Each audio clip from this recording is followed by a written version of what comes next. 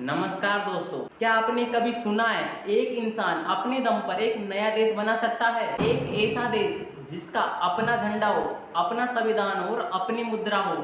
यहाँ तक कि वो संयुक्त राष्ट्र की मीटिंग में अपनी बात रख चुका है। सुनने में ये किसी मूवी की कहानी लगती है ना, लेकिन ये हकीकत है। आज हम बात करेंगे कैलासा की, जिसके बारे में कोई ठीक तरीके से नहीं जानता कि वो कहाँ और किसने बनाया। एक ऐसा सच जिसका नाम सुनते ही विवादों की बाढ़ आ जाती है, स्वामी नित्यानंद। इस डॉक्यूमेंट्री को शुरू करें उससे पहले एक छोटा सवाल। अगर आपसे कोई कहे कि आप एक देश के नागरिक बन सकते हो बिना वहां गए, बिना पासपोर्ट के, सिर्फ एक ऑनलाइन फॉर्म भर के, तो क्या आप उस पर यकीन करोगे? तो दोस्तों, ये जवाब आसान नहीं है, क्योंकि ये कहानी सिर्फ एक देश की नहीं बल्कि विश्वास, विवाद और अनसुलझे रहस्य की है। इस कहानी का नायक एक ऐसा व्यक्ति है जो कभी भारत के लाखों लोगों का आध्यात्मिक गुरु था।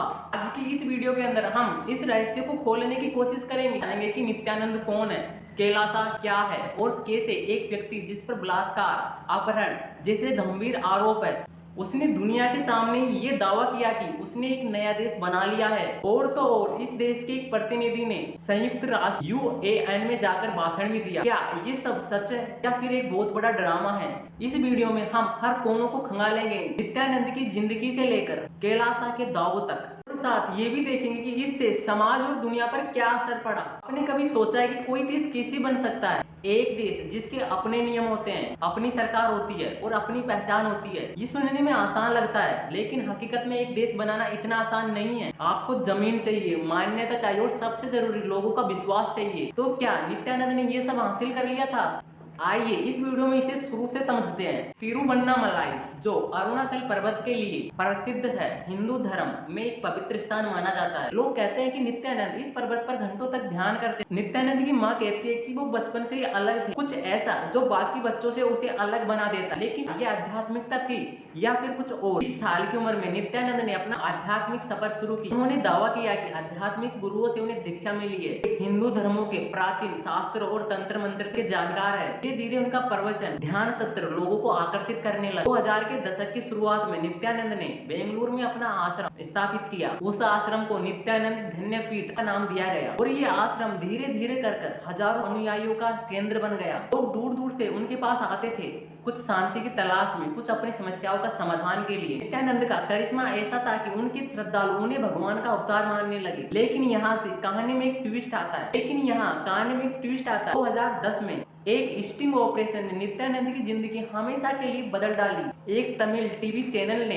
एक वीडियो को प्रसारित करता है जिसमें नित्यानंद एक अभिनेत्री के साथ आपत्तिजनक स्थिति में दिखाई देते हैं। ये वीडियो प्रसारित होने के बाद इस वीडियो ने भारत में तहलका मचा दिया। लोग हैरान थे, एक व्यक्ति जो खुद को सन्यासी बताता है, क्या वो ऐसा हो सकता है? बाद में नित्यानंद ने इन आरोपों को खारिज किया। वो कहता है कि ये वीडियो फर्जी है, लेकिन तब तक नुकसान हो चुका था। उनके खिलाफ बलात्कार, धोखाधड़ी और अपहरण जैसे केस दर्ज हुए। उनके आश्रम पर छापे पड़े। उनकी छवि एक संत से विवादास्पद व्यक्ति में बदल गई। 2019 तक नित्यानंद की जिंदगी और भी मुश्किल हो गई। उनके खिलाफ कानूनी मामले चल चुके थे, बलात्कार, अपहरण, धोखाधड़ी के गंभीर आरोप। भारतीय पुलिस और जांच एजेंसियां उनके पीछे पड़ी हुई थी। लेकिन एक दिन फिर नित्यानंद गायब हो गए। कोई नहीं जानता कि वो कहाँ गए। कुछ लोगों का कहना था कि वो नेपाल भाग गए और कुछ का कहना था कि वो दक्षिण अमेरिका में। लेकिन सच्चाई क्या थी, कोई ठोस जवाब नहीं था। इसके बाद में एक चौंकाने वाली खबर आती है कि नित्यानंद ने दावा करता है कि उन्होंने एक नया देश बना लिया है, यूनाइटेड स्टेट ऑफ कैलासा। ये सुनते ही दुनिया भर में हलचल मच जाती है। एक भगोड़े संत जिन पर इतने आरोप है, अपना देश कैसे बना सकता है और ये कैलासा है कहाँ? उनकी वेबसाइट के अनुसार कैलासा एक ऐसा देश है जो हिंदुओं के लिए एक सुरक्षित आश्रय है।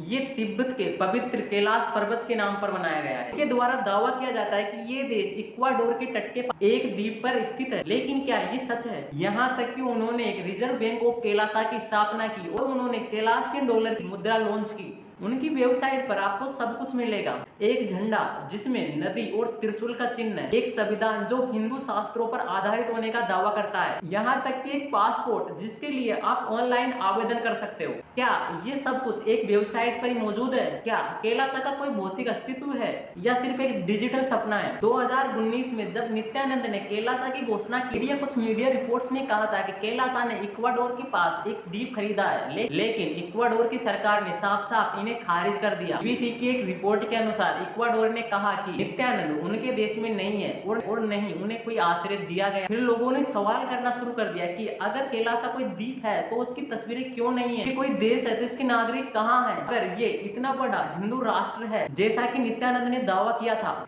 तो दुनिया के किसी भी देश ने मान्यता क्यों नहीं दी। यहाँ पर एक रोचक बात आती है। कैलासा की वेबसाइट दावा करती है कि यह एक बॉर्डरलेस नेशन है, यानी एक ऐसा देश जिसकी कोई भौतिक सीमाएं नहीं है। ये अपने आप में एक अनोखा दावा है। कहते हैं कि कैलासा 100 मिलियन आदि शिव समुदाय और 2 बिलियन हिंदुओं का प्रतिनिधित्व करता है। अगर आप गौर से देखो कि सारी गतिविधियां ऑनलाइन है, उनके पास खुद का ट्विटर हैंडल, यूट्यूब चैनल है, ये बहुत ही प्रोफेशनल वेबसाइट है जहां पर वो नियमित रूप से अपडेट को पोस्ट करते रहते हैं। लेकिन क्या सिर्फ सोशल मीडिया पर मौजूदगी किसी को देश बना देती है? क्या एक वेबसाइट, कुछ पासपोर्ट और एक झंडा किसी भी राष्ट्र को दर्जा दे सकता है? 2023 में कैलासा की कहानी में एक नया मोड़ आता जिसने पूरी दुनिया का ध्यान अपनी ओर खींच लिया। नित्यानंद की एक शिष्या विजय प्रिया नित्यानंद, जो खुद को कैलासा की स्थायी राजदूत बताती है, संयुक्त राष्ट्र की 2 बैठकों में शामिल हुई और ये खबर भारत में वायरल हो गई। लोग हैरान थे, एक ऐसा देश जिसका कोई भौतिक अस्तित्व साबित नहीं हुआ, उसका प्रतिनिधि कैसे संयुक्त राष्ट्र की बैठक में पहुंच गया। विजय प्रिया ने 22 और 24 फरवरी 2023 को जिनेवा में हुई 2 बैठकों में शामिल हो। इस बैठक में विजय प्रिया ने दावा किया कि नित्यानंद और कैलासा के लोगों को दुनिया भर में प्रताड़ित किया जा रहा है। उन्होंने कैलासा को हिंदुओं का पहला संप्रभु राष्ट्र बताते हुए इसकी मान्यता की मांग की। यहाँ पर एक बड़ा ट्विस्ट आता है। संयुक्त राष्ट्र ने इन बयानों को अप्रासंगिक करार दिया और साफ कहा कि इन्हें अंतिम दस्तावेजों में शामिल नहीं किया जाए। संयुक्त राष्ट्र के एक अधिकारी ने बीबीसी को बताया ये बैठक पब्लिक थी, यानी कोई भी व्यक्ति या संगठन इसमें हिस्सा ले सकता था। इसका मतलब ये नहीं है कि संयुक्त राष्ट्र ने कैलासा को मान्यता दे दी। ये एक सिर्फ मौका था जिसका इस्तेमाल नित्यानंद की टीम ने अपनी बात दुनिया के सामने रखने के लिए किया, लेकिन उनकी ये कोशिश सफल नहीं रही।